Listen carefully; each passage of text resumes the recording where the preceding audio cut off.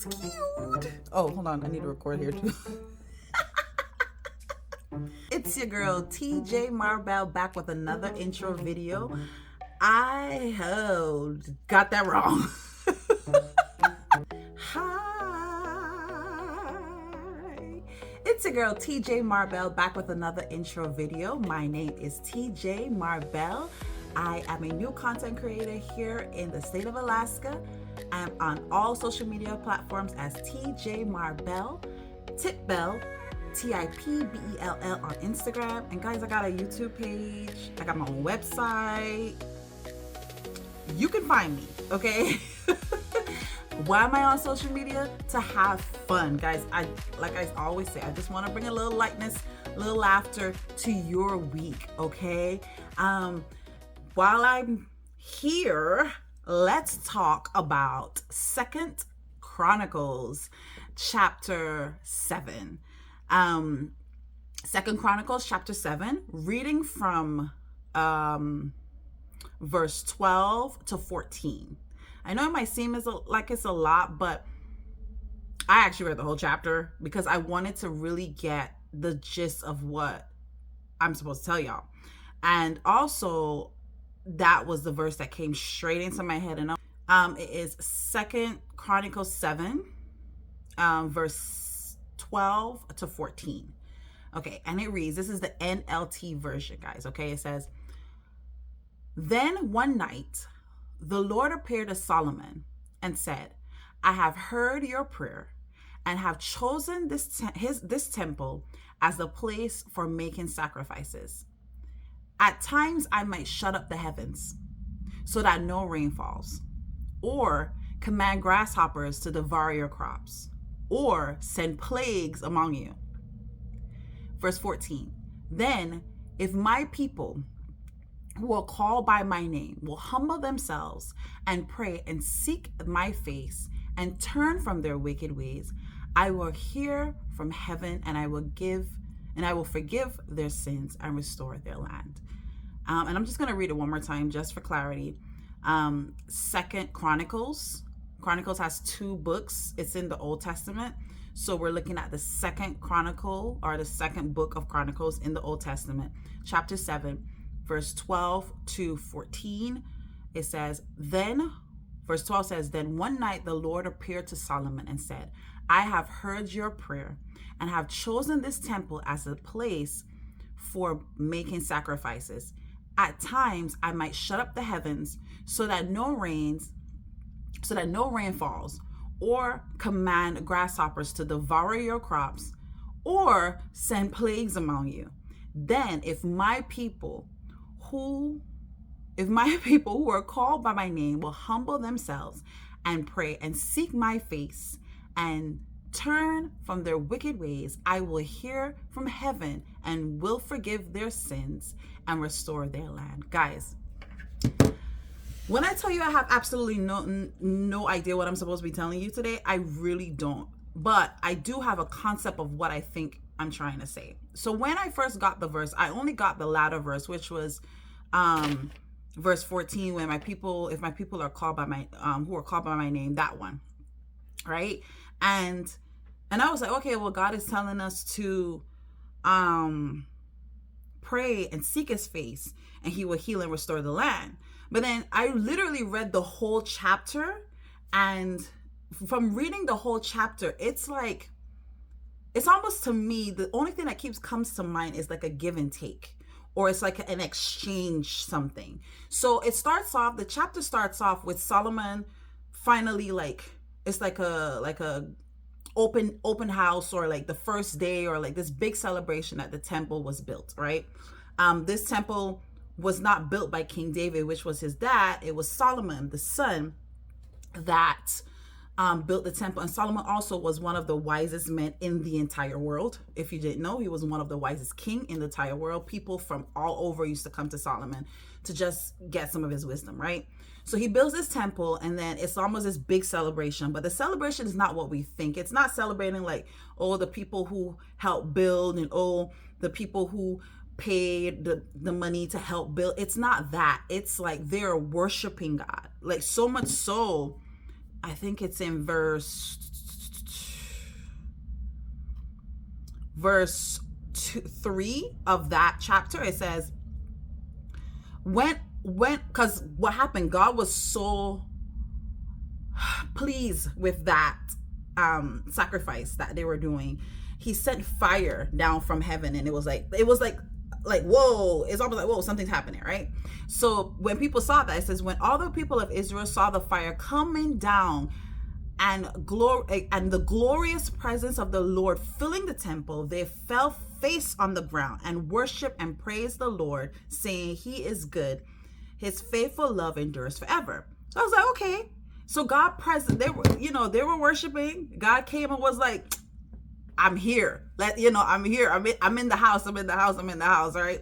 And the people were like, whoa, God is here. God came from his throne and is here. And they were like, he is good. His faithfulness, his faithful love endures forever. And then it also shows me like God repaid their worship with love. He didn't repay them. Like when you look at, this is me, for all those who like Greek mythology and things like that, I am that girl too. If you realize when the Greek gods, when people used to be offering up and praying to them and things like that, they were assigned tasks to do before they can get whatever they were praying for from the Greek gods. It was like an additional step they had to do. But God immediately came down and exchanged their worship for love. The love of God, the presence of God came down, and it was so powerful. Like it went on for 7 days. It was under the thing called the festivals of the festival of shelters, I think it is. I could be wrong. Festival of shelters for 7 days. And then on the 8th day, Solomon was like, y'all gotta go home. Y'all don't have to go home, but y'all gotta leave up in this place, right? So he leaves, so they leave and they go. And that's when he has that encounter with God. And God is telling him, God is like, listen to me. Because I've picked you, because I've chosen, or I appreciate the sacrifice that you have done. You have sacrificed everything to me in that. Like, and for us, we think sacrifice, we think is like something so ancient, but it could be just like, okay, God, I'm not going to like, for an hour, I'm going to pray to you, or I'm not going to watch this TV or this show, or I'm not going to be on social media. I'm going to fast. I'm going to pray. That's like the sacrifice, like totally giving God, hey, God, look, this is me. Here you go. That's literally how I look at it. Right. So, he's like, God is like, I've heard your prayer. That was something I underlined that. He's like, I heard your prayer. I've chosen, that's another word, this temple as a place for making sacrifices. And he said, at times, that was another part that says, and this is NLT, so it's going to read differently if you read it in a different version, but he says, at times I will shut up the heaven. You won't got no rain, right? I would command the grasshoppers to devour your crops. And he said, I will send plagues among you. That's the craziest thing. God, on my iPhone just got too full. Guys. He's telling Solomon, hey, these things are going to happen because I've chosen you. You're not going to get it easy, And it could even be something very well that you or your people did, some sin you commit, and I gotta like, what is it? You kind of gotta do like some type of course of correction in order to get you guys back on track.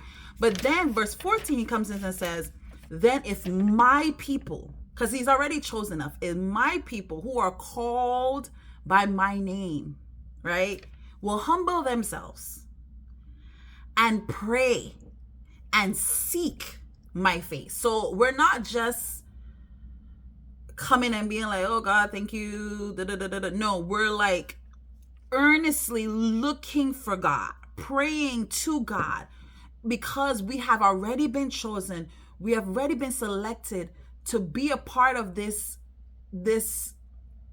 family, And he said, if my people do all these things and seek my face and turn, like, don't just say, I'm gonna stop cussing, or I'm gonna stop smoking, or I'm gonna just stop. it's not like you, if you realize turning means that you physically have to change your position. It's like you physically have to like get up, do like that, or you just don't be like, I turned. You don't do that, right? You don't do that, right?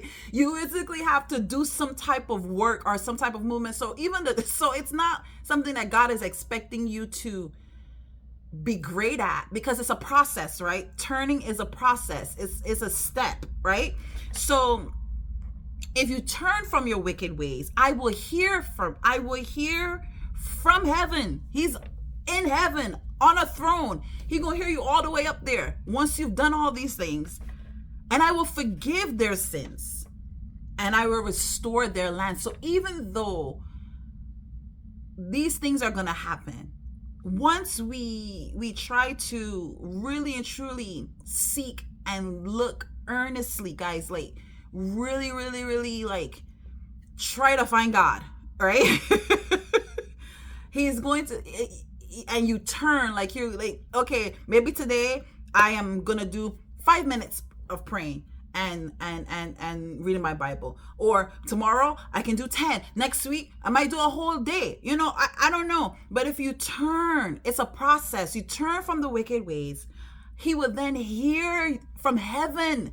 He's not hearing you from the other room, guys. He's hearing you from heaven. I don't even know how far that is from earth, right?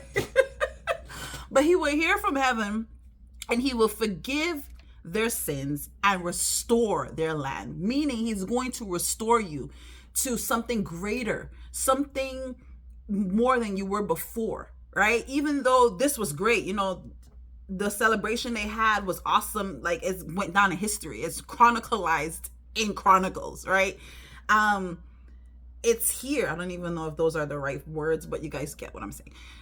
It's here, and we can go back and read it and read it and read it as much as we want. It's here in the Bible because this event was so spectacular. It was recorded. So that means, guys, that we really, really, really, really, really have to try to find God, and we really, really, really, really, really have to do these steps. Because he didn't promise us it was going to be smooth sailing when we became Christians. He didn't promise us it was going to be, oh, okay, well, da, da, da, da, da. Or he didn't promise us something like, because he didn't promise it. He's like, hey, sometimes I'm going to have to correct you. Sometimes I'm going to have to say, yeah, nah, you know, sometimes it's going to be tough. But if you really seek God and you pray and you look and you seek God and you turn, you try to turn from your wicked ways, he will forgive your sins and he will restore you. Okay, guys, I don't know how much more I need to say. This is getting entirely too long, but thank you for watching. As always, stay safe, stay under the covering or the shadow of the Almighty. Remember that God loves you. Okay? He, from way back when, even before you were even thought of, he loved you. So remember that, and have an awesome and fantastic week, guys. Okay, take care. Bye.